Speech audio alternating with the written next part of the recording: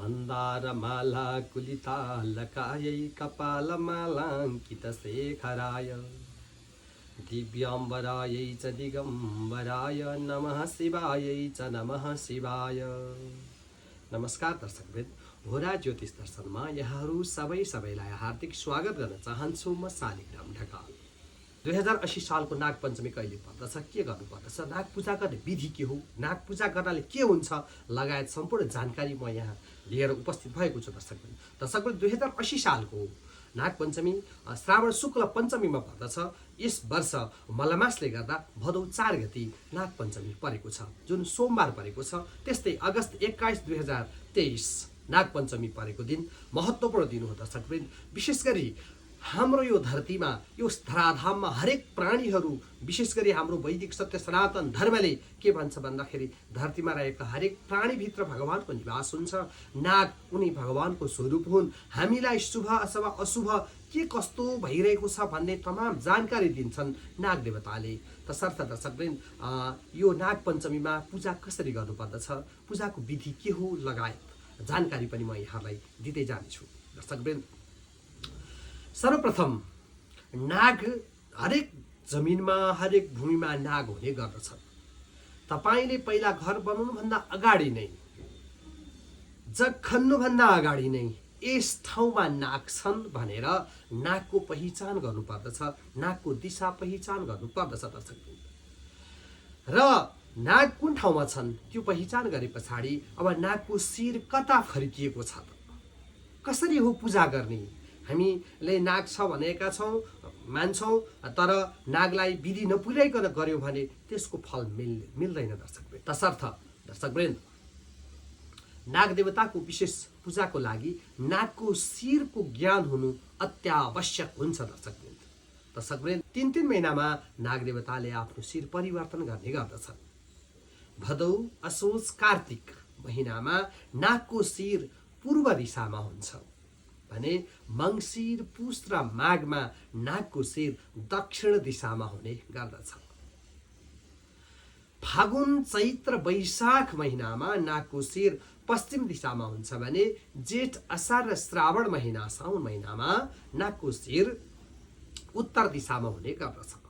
दर्शकवृन्द यसपालि नाग पञ्चमीमा नागको शिर भदौ, असोज, कार्तिक यो 3 महिनामा नागको शिर पूर्वमा हुन्छ।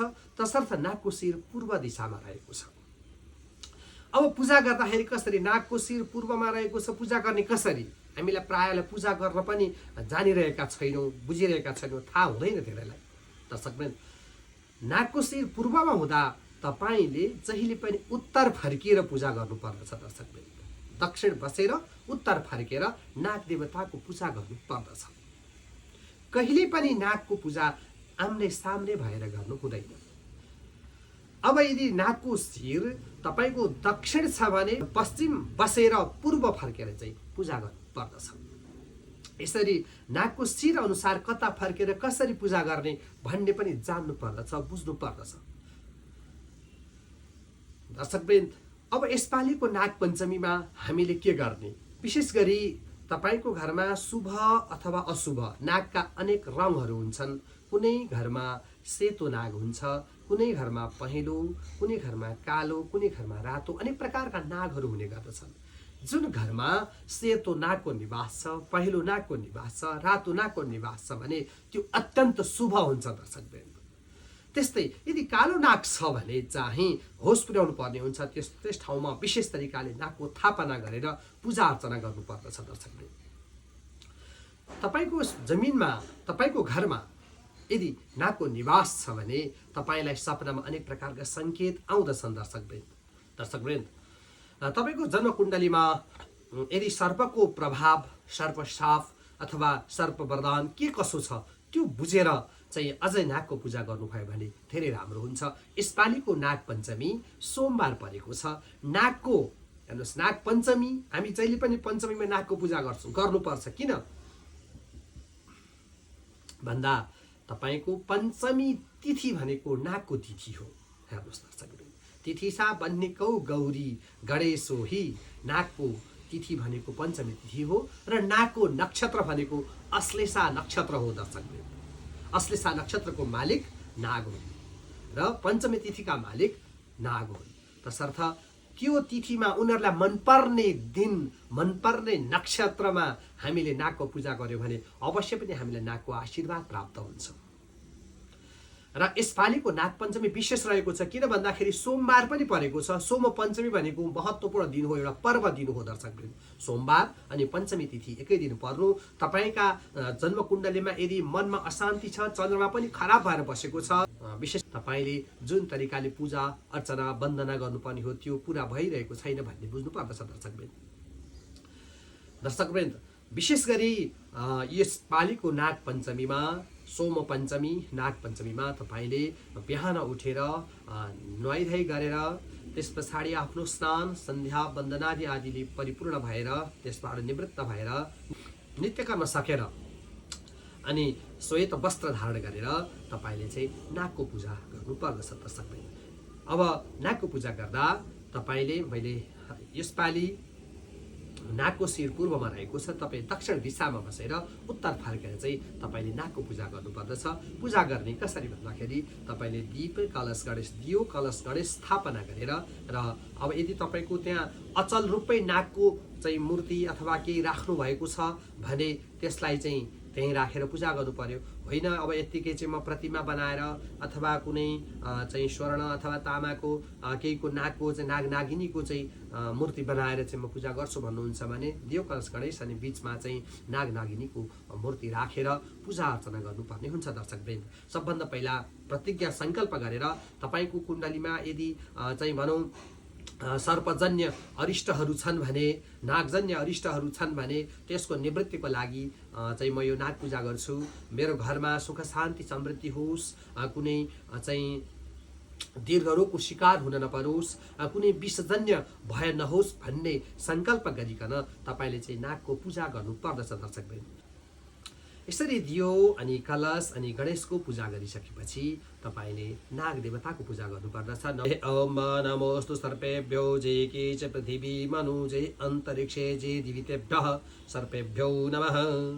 सम्पूर्ण ठाउँमा रहेका नाग देवताको आशीर्वाद हामीलाई मिलोस् भनेर चाहिँ यो मन्त्र तपाईँले सक्नुहुन्छ, तपाईँ आफै उच्चारण गर्न सक्नुहुन्न, उच्चारण गर्न सक्नेलाई बोलाएर चाहिँ विधि विधानपूर्वक चाहिँ नागको पूजा गर्नुभयो भने अवश्य पनि तपाईँको कल्याण हुन्छ दर्शकवृन्द। अब प्रश्न उठ्छ नागको पूजा किन गर्ने? हेर्नुहोस्, हाम्रो वैदिक सत्य सनातन संस्कृतिमा हामी हरेकमा सुरमुनिदेखि भुसुनासम्म सबैमा प्रभुको निवास रहेको छ, सबैमा प्रभु परमात्मा हुनुहुन्छ। तसर्थ नाग देवता प्रभु भगवानको सृष्टिको अभिन्न अङ्ग हो नाग देवता। नागको पूजा किन गरिन्छ त? किन चाहिँ प्रकृतिको महत्त्वपूर्ण अङ्गको रूपमा रहेको नाग देवताको पूजा किन गर्नुपर्दछ भन्ने प्रश्न उठ्न सक्छ दर्शकवृन्द। यदि यो धरतीमा नाग नहुँदो हो त आज हामी अनेक प्रकारका विषालु हावाले गर्दा प्राय अस्वस्थ विश्व बन्दथ्यौँ। तसर्थ सर्पको आहार भनेको पवनासन, पवन हावा खान्छ। कस्तो हावा भन्दाखेरि जुन हावामा चाहिँ विषाक्त हावा हुन्छ, त्यो हावामा रहेको विषालु चाहिँ जुन खराब पदार्थ हो त्यसले आफूले ग्रहण गर्दछन् र स्वच्छ हावा हामीलाई प्रदान गरिरहेका छन्। तसर्थ धरतीको यो प्रकृतिको अभिन्न अङ्गको रूपमा रहेका छन् नाग देवता।